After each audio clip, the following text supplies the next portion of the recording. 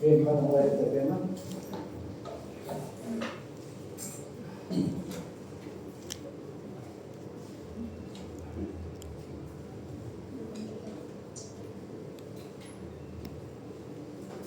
¿Qué es el no literal?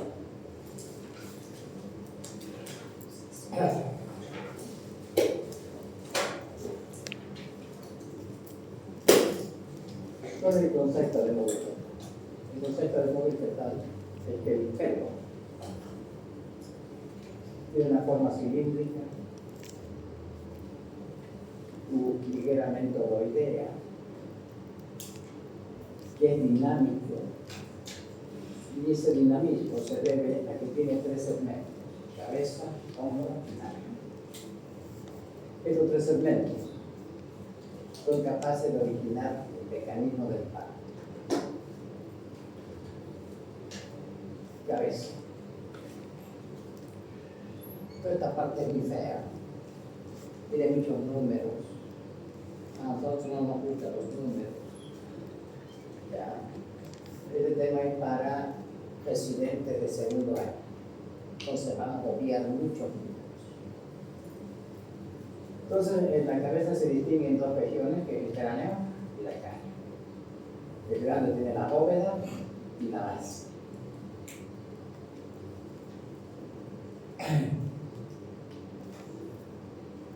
Este cráneo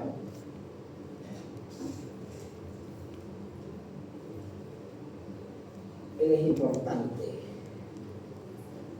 durante la progresión del trabajo del parto. Este cráneo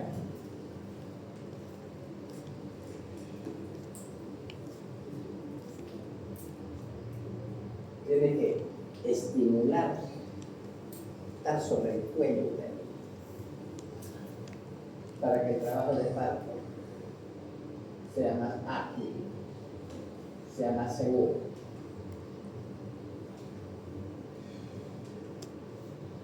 La bóveda, pues el cráneo está conformado por la bóveda, tiene dos frontales, dos orientales, dos temporales, un occipital. Todas estas estructuras están separadas por suturas llamadas fontanelas. Fontanela anterior, que es el hueso frontal, hueso parietal, fontanela posterior y el hueso occipital. Las suturas son hendiduras lineales ocupado por tejido conectivo de tipo fibroso. Tenemos la sutura sagital, la sutura metópica, la sutura parietofrontal o coronaria y la sutura parietoccipital, más conocida como sutura landoidea. Hueso frontal, fontanela anterior, sutura sagital, fontanela posterior, hueso occipital, sutura landoidea, hueso parietal, sutura coronaria, sutura metópica.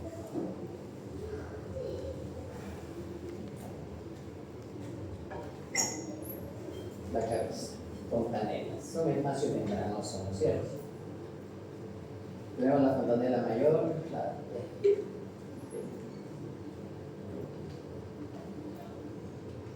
dejémoslo.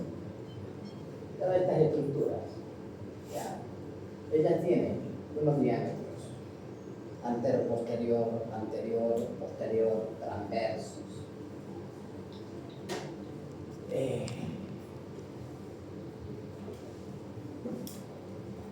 La fontanela mayor logarítmica, ¿ya? Y la fontanela posterior o landoidea. Existe un punto donde concluyen las tres suturas, la sagital y las dos landoideas. Dice que es muy fácil reconocer al tacto estas tres estructuras. Ya tenemos la cabeza, con el foramen, con el hueso occipital, con el hueso parietal, con el hueso temporal, con el hueso esfenoideo, con la placa filiforme, hueso frontal y demás. La cara, reducida de tamaño en efecto. Es maciza, resistente, constituido por el maxilar inferior y el maxilar superior. Antropología fetal. La cabeza fetal presenta dos diámetros, anteros posteriores, transversos. Cada uno de estos diámetros va de tal parte a tal parte, de tal parte a tal parte y mide tantos centímetros. No nos interesa. Diámetros anteroposteriores de la cabeza del feto. Tenemos muchos diámetros ya fetales, con cada uno con sus diámetros. De todos estos diámetros vamos a ver solamente uno, que es este, el diámetro biparietal. Este es un diámetro que nos va a guiar a nosotros. Y es un diámetro que deben de saber para ver si esa cabeza va a pasar a través de la pelvis materna. El nombre lo está diciendo, diámetro biparietal. De un parietal al otro parietal.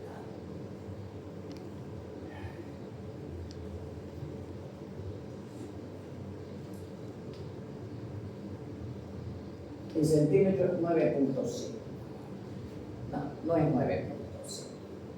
Menor a 9.5. Si yo tengo una paciente que ecográficamente me viene el diámetro biparietal de 9.5 por decir, de 9.6 por decir, de 9.7 por decir, o más.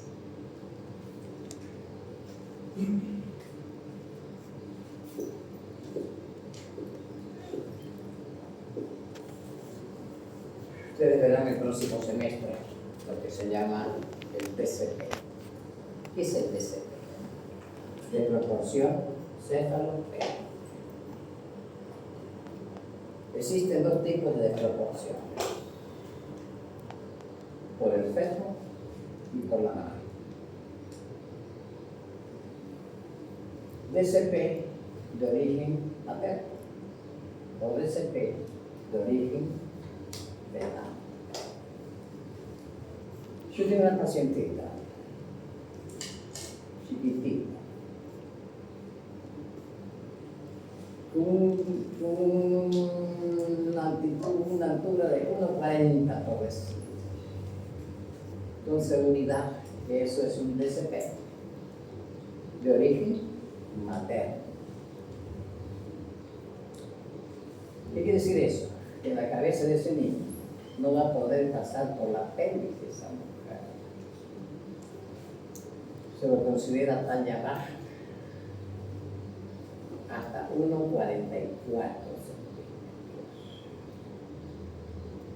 Se lo considera una desproporción cefalopélvica de origen materno. O cuando nosotros hacemos el TAC y vemos que la pelvis de la paciente es estrecha, es un DCP de origen materno. Cuando tenemos un feto macrosómico, es un DCP de origen fetal. Yo tengo un DCP de 9,3. Está dentro de lo normal.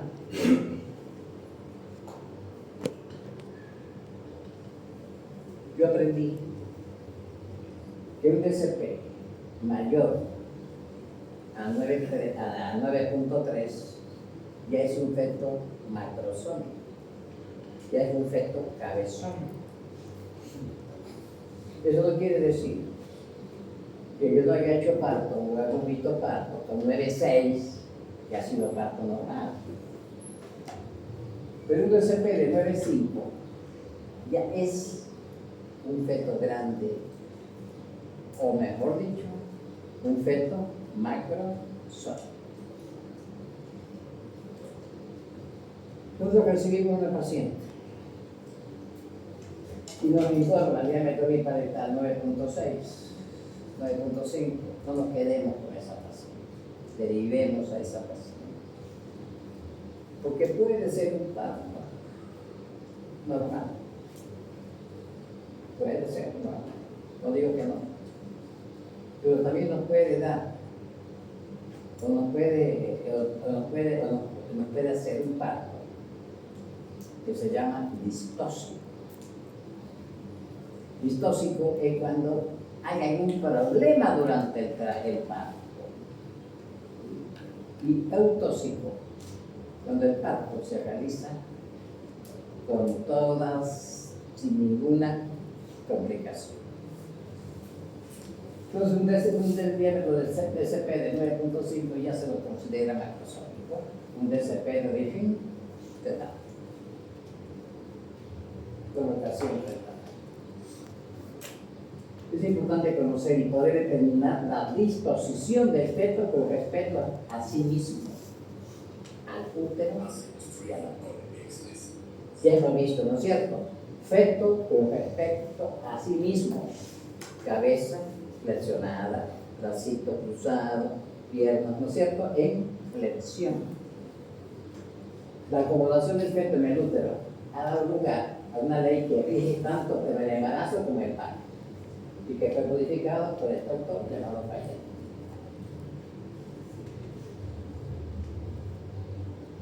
Cuando un cuerpo sólido, de superficie lisa, como es el feto, ¿no es cierto?, resbaladiza,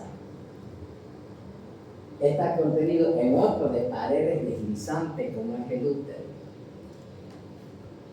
No tiene ángulo el útero, es ovoide, de movimientos alternativos, que tiene contracciones, que tiene relajación. El contenido tiende a adaptarse a la forma de su continente. Este es el continente, este es el útero y este es el feto. ¿No es cierto? La vagina, el cuello, el saco amniótico, la pared uterina, el útero, el feto, la placenta, el cordón umbilical.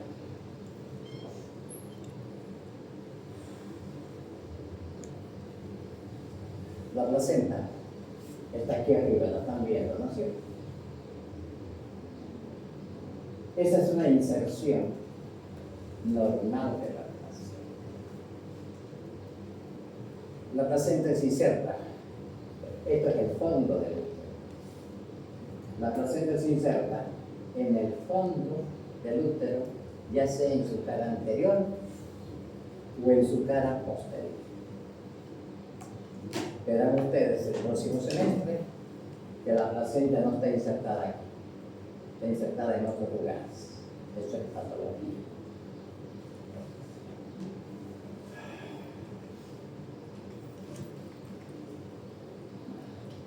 Aquí vemos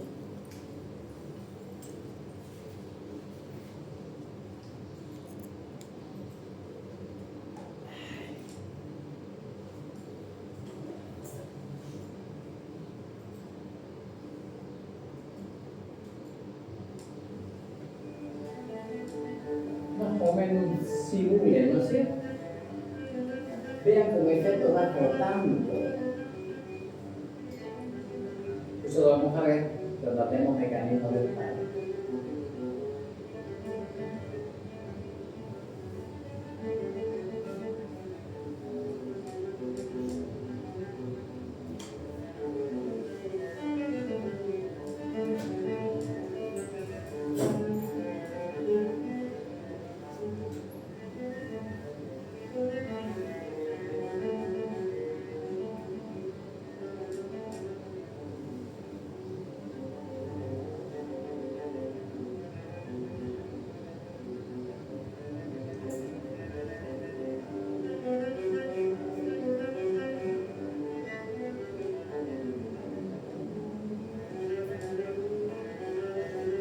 Eso que acaban de ver se llama un parto eutóxico.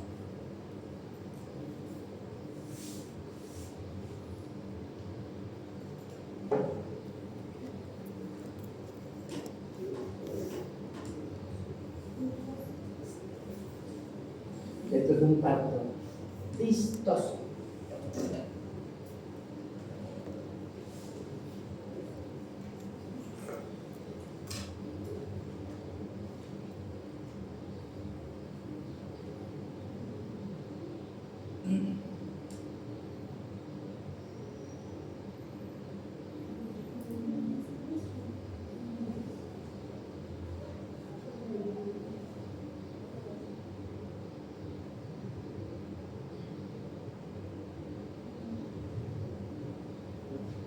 Normalmente en este tipo de parto que acaban de ver, la distosia puede ser de diferentes tipos.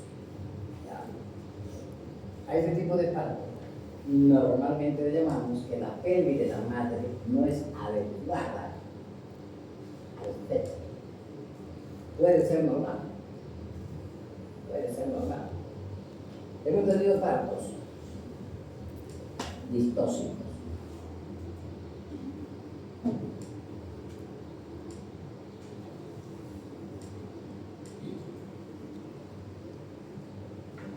Por fetos macrosómicos o por distosia materna.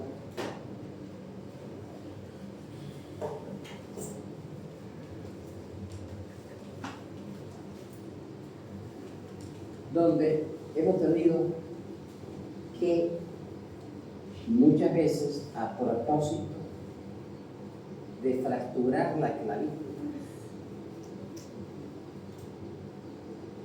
para que el niño pueda salir por el canal del parto, porque es muy grande. Cuando un feto es muy grande y nace normal, puede haber esos accidentes, muchas veces provocados por nosotros, que quebramos la clavícula a propósito para que el feto pueda salir, para que los hombritos, ya sea el hombro anterior o el hombro posterior, se desprenda de la vagina. Y muchas veces húmedo, y muchas veces hay lesión del plexo braquial, y ese niño puede quedar con secuelas o un parto distóxico.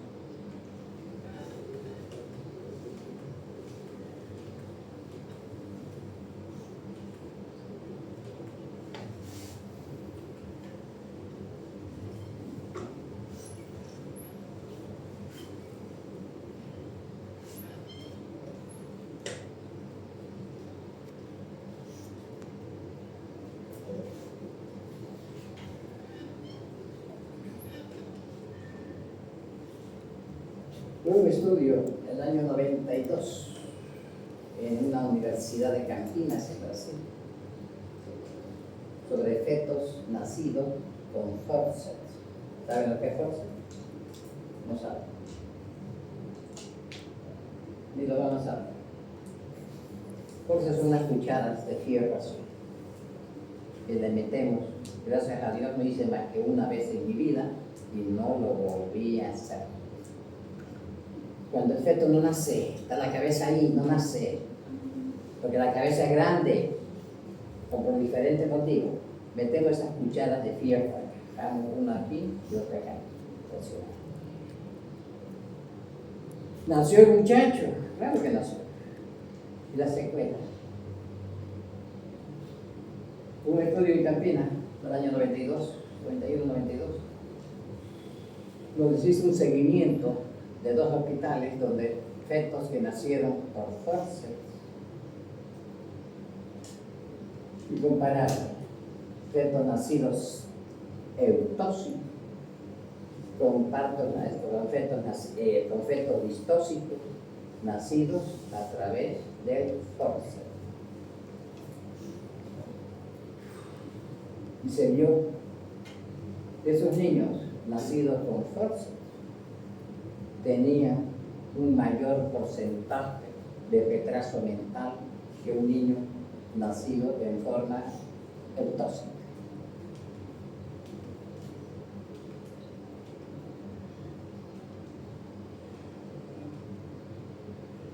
Ovoide, el útero ovoide el feto.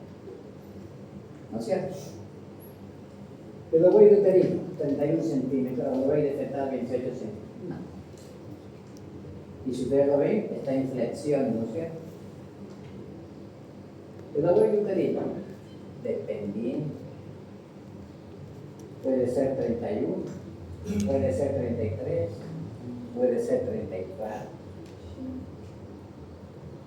El ovoide fetal, 28, puede ser 30, sin ningún tipo de problema. ¿Qué es lo importante? Ambos ovoides están en el mismo longitudinal, ¿no es cierto? Y el feto, el contenido, está en flexión. Y si lo vemos, está con la parte posterior, ¿no es cierto? No está de carita, ¿no es cierto? Está en occipito y diéstero, occipucio.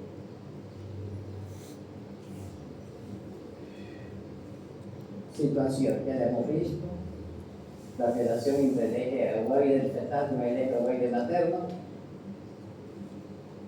No hay coincidencia, pues es transverso, hay coincidencia en longitudinal, ya lo hemos visto, podálica completa, podálica incompleta, ¿no es cierto? Cefálico y podálico.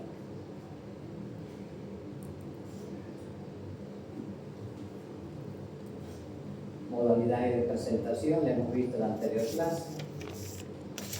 No vamos a poder repetirlo, ya dijimos que la más fisiológica era la occipito ilíaca izquierda anterior. Presentación encefálica de vértice, que es la más fisiológica de todas, de Bregman, de frente y de cara. Punto de referencia y punto de reparo.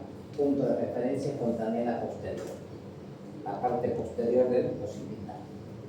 De Bregman, la fontanela anterior que le mostré. De frente, la frente. De cara, la nariz. Como punto de reparo, el occipital. De cara, el mentón. Y de frente, la nariz. Ustedes hacen el tacto. No me interesa que sepan las variantes. Está de cabecita, sí está de cabeza. Se encuentran con la cara. ¿Qué van a hacer? ¿Van a hacer parto normal? No, deriven a su paciente. Puede ser normal, pero no atendido por ustedes, ni atendido en un centro. Completo e incompleto. Ya hemos visto las diferentes variantes de presentación, ¿no es cierto? dorso derecho, dorso izquierdo, otros más variantes.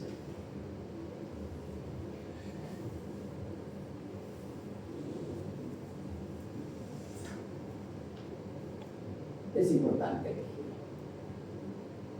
Veamos la disposición del feto con respecto a sí mismo,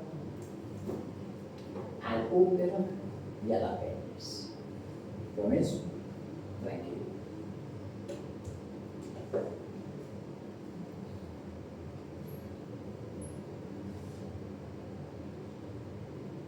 Existe lo que se llama la pelvimetría. La pelvimetría es para médicos especialistas, no para los estudiantes. Nosotros en el parto tenemos fenómenos mecánicos, fenómenos pasivos, fenómenos activos, que lo veremos la próxima clase. La colocación es lo mismo que hemos visto anteriormente, ¿no es cierto? Cefálica, flexionada, en deflexión completa. Lo mismo que hemos visto anteriormente. Lo mismo.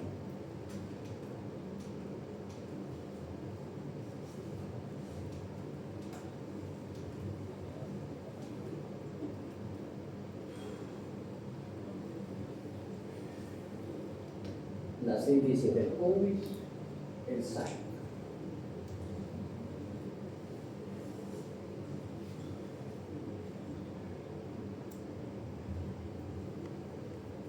Con sus ramas laterales, sus ramas intermedias y demás.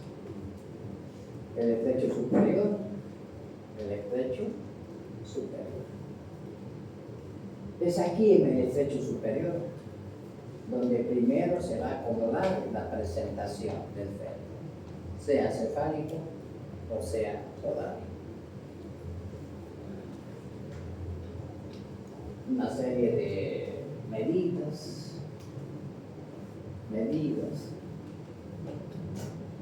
La excavación. De otra parte de la pelvis materna, compuesta por el sacro, por la sínfisis del pubis, con sus partes laterales, con su hueso ilíaco, el acetábulo. La excavación vista en el plano posterior. El sacro, de medidas, de números.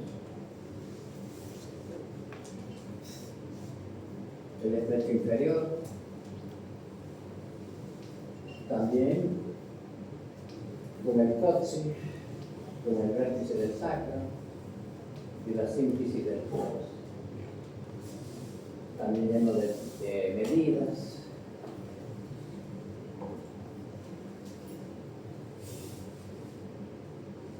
Esta regla llamada de Punch se refiere a una suma del estrecho inferior con la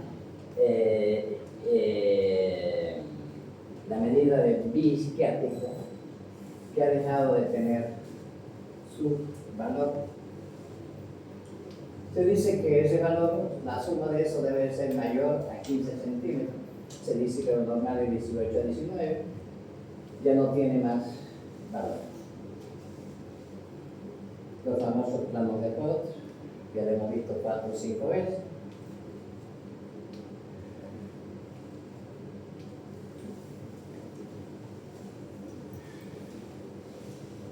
A diferentes variantes.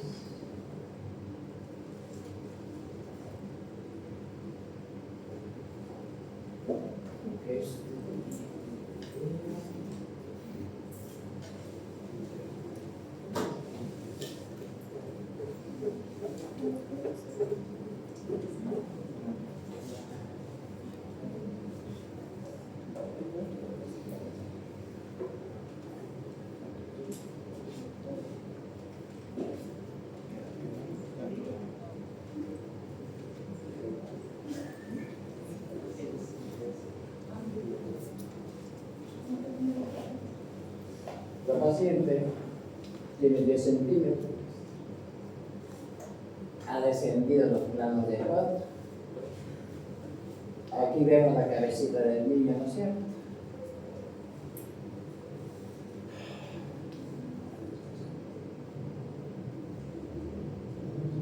En cada contracción que la paciente tiene, la cabeza va a tratar de salir. Y toda esta parte que se llama perineo se va a bombar. Pasa la contracción y la cabeza sube de nuevo. Eso sucede varias veces. En este momento, a esto se llama periodo expulsivo. Muchos le llaman o le dicen ya está coronando. Cuando la paciente tiene contracción, la cabeza va a descender, el perineo se va a bombar. Es en ese momento que si nosotros vamos a hacer un parto con episiotomía, con corte, es en ese momento adecuado cuando el perineo está tenso. El ideal para colocar la anestesia. Muchas veces, por diferentes motivos, no nos da tiempo de colocar la anestesia. Y si vamos a hacer episiotomía, cortamos al vivo. La paciente no siente el dolor, porque el dolor que está sintiendo aquí arriba es superior al dolor que hacemos el cuerpo. Lógicamente que después para suturar hay que poner, ¿no? Importante. En este momento, cuando ya el perineo está tenso, la cabeza ya está a nivel del coxis. En cada contracción el coxis se va hacia atrás.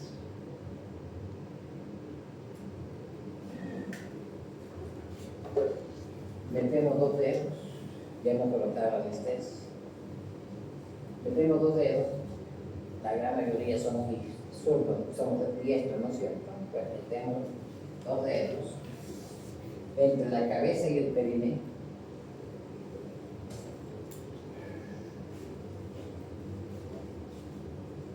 Y en ese momento que está en contracción, hacemos el corte.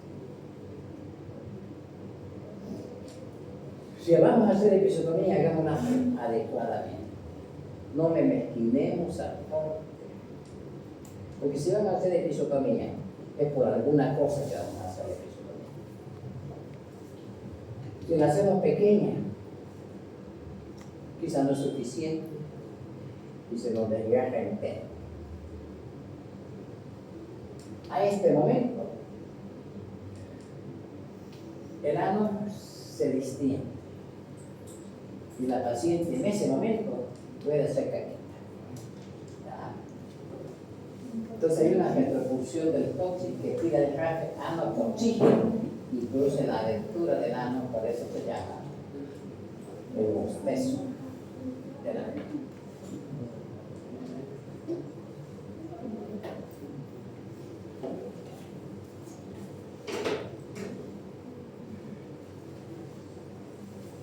Lógicamente que cuando hablemos de trabajo de parto,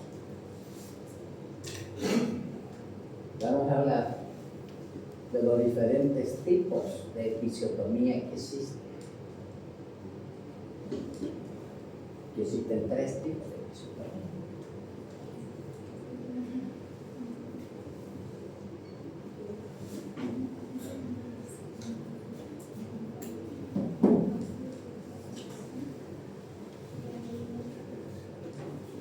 A seguir, Ana Beatriz.